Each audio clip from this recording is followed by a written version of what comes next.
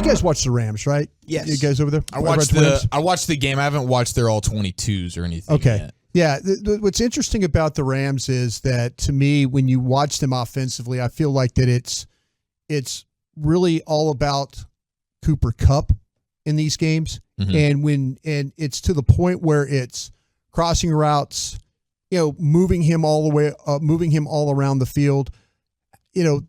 The things that he does, whether it's the screens, the crossing routes down the field, all those things to me are what makes him an outstanding player. Those are the things you saw him at Eastern Washington and how he was able to thrive, and you could see that. And that's sometimes with receivers, you don't see that carryover from collegiately here into now what he's doing in the NFL, but they make an effort to get him the football. And I think the biggest problem that they have is their offensive line.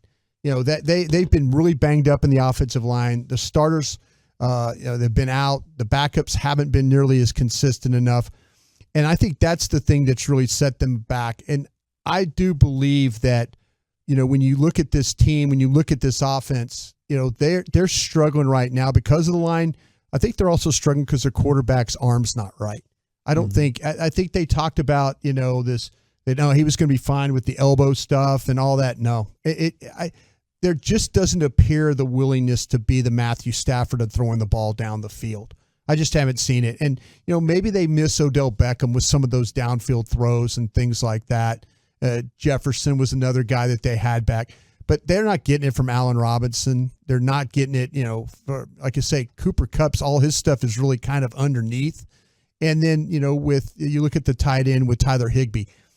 I don't think you're going to stop Cooper Kupp. I wouldn't worry about stopping Cooper Kupp. I wouldn't worry about traveling with Cooper Kupp in this football game. I think you just got to play these guys straight up, and wherever he goes, take it. Now, your problem is when he's in the slot. Are you going to play bland on him, or are you going to kick Brown inside? Well, Brown hasn't been great either. So I really thought he was going to be great, but through 4 weeks. Are they getting Lewis back? No. Is Lewis a better option? No, Lewis is not going to. I don't believe Lewis is playing this week. I really don't. I mean, I would be surprised if he does because, this injury that he had just happened really last week. And so to have to just deal with that in 4 or 5 days, I don't think so. We'll follow back up with him. But like I say, we'll see I don't know how you're going to play Kupp out of the slot, if you want to put Bland on him. I think Bland will be competitive. But I still do believe that Cooper Kupp's going to get his, and you're just going to have to live with it. And, but okay, now how do you figure out how to play Tyler Higbee in this game? That's the big mystery to me right now.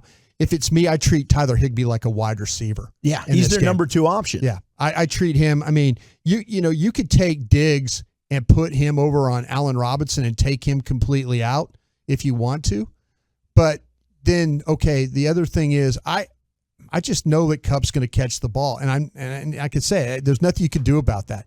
But Tyler Higbee, you can't let him get involved. You can't give this quarterback 2 options in this. With all those targets going to Kupp, don't you want Diggs on him for those chances at intercepting? Does it? To me, like I say, they threw the ball to him 19 times the other day. He caught 14 of them. And it seemed like almost D'Amico Ryans in San Francisco, they had a similar strategy where it's, okay, Cooper Kupp's going to get his. Yeah. We're just going to make sure nobody else beats us. Well, see, and to your point, Gavin, is that, the even the contested balls, Cooper Kupp runs a lot of routes where it's contested. And somehow, some way, I mean, he's he's one of the best receivers in the league. Yeah. So to me, but I want Diggs to have 19 chances to pick 1 or 2 off. But the problem is the way that Kupp travels from one side of the field to the other and from the slot, he's going to carry you out of the slot. They're not going to put Diggs in the slot. That's just not going to happen. And then when he goes across the formation, if you carry him, that changes everybody else's coverage responsibilities. I just see them playing him straight up. I really do, because as much as he moves, that's going to be, everybody's going to have to change assignments. They could catch you in a bad missed coverage or something like that. So I'm playing him straight up, hoping for the best on that one. But that tight end's the one I think also too. Tyler Higbee, you're going to have to worry about in this football. Is there game. a safety that you like matching up with Higbee more? Because I wonder with, and now you're going to get Kurtz back, right? So you've got so much depth at that safety position. I think that it's more likely that DQ puts, whether it's Wilson or I put Kurtz. Wilson. Yeah, okay. I put Wilson because if they're going to try, to me, as physical as Wilson could play the run, I think that Kurtz could do it just as well too. So to me, I'm taking Anthony Barr off the field is what I'm going to do here. I'm going to put Wilson at one of the safeties. I'm going to play Kurtz down in the box and just take Barr off the field. Barr does nothing for me, I feel like, in coverage, and I feel like that sometimes he's been a little bit of a liability in the run game. So if they try and get the ball out in the perimeter, at least you got guys like Kurtz. They've been late getting to the ball, and that's been a problem with a little bit with Van Der Esch, and then a little bit more of a problem with Barr. So if they're going to try and run the ball, I'm going to put Kurtz in there and make sure that he's responsible for that kind of stuff. How many points you think? Oh, sorry, Chief. No, How many points you think the Rams are going to score? I think the Rams, to me, I think they're going to get at least 26 in this game. Wow. Yeah. Okay. Well, now because DeMeco Ryans and what he did with the Niners the other night, where they decided to blitz quite a bit and it paid off for them. They haven't really been a blitz-heavy team to start the season, and then all of a sudden they threw the kitchen sink at them and it worked.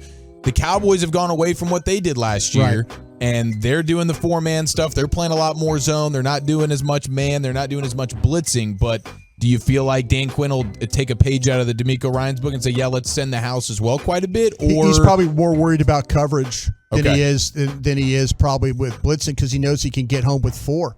So yeah, I mean I would just, to me, I would rush the 4, drop the 7, and just try and cover as much ground as you can. There's going to be it's the thing with this when you watch the Rams offense, it's all these crossing routes and stuff like that. So if you play them with man, you're going to be guys going to be running into each other in the secondary. I think you're going to have to play some more zone in this game. I love this conversation, and the one that I'm more nervous about is, what are matchups you like with the Cowboys offensively versus the Rams defensively? Yeah, I think to me, this is where you got to keep an eye on with Kendrick, the rookie from Clemson, from Georgia. I kind of feel like that he's having to step in because they've had some problems in their secondary with Long and Durant, the 2 cornerbacks. So, and that's something that to me was, when you look at how they play, people can go at Ramsey and you can have some success actually throwing the ball at him, the double move stuff, things like that. He's super aggressive. But if Kendrick is on the field, number 6, that's the guy you need to attack in this thing, because I don't think he wants to be aggressive. I see the inside routes. I see the inside breaking routes, those the routes up the field.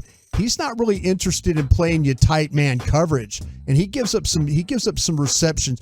He's the one the other day in the game when he played it with the offhand, missed the ball, and then Deebo Samuel went 70-something yards for a touchdown because he played offhand there. So, and to be honest with you too, I'm running the ball at these guys. I'm running the ball, and you can say what you want about Aaron Donald and stuff. Up the middle? Yeah, I'm running it at Aaron Donald and that crew, and I'll tell you why. Aaron Donald's really interested in trying to go around you more than with go the speed. With the speed, he's trying to jump gaps. Take the ball at him and widen him a little bit, because I feel like though with him jumping gaps, it widens gaps, and you can kind of hit it inside a little bit. Their ends are really, really long, and I think it's going to be hard to run the ball on the edge, where I would take the ball right at them inside and see if you can handle it that way.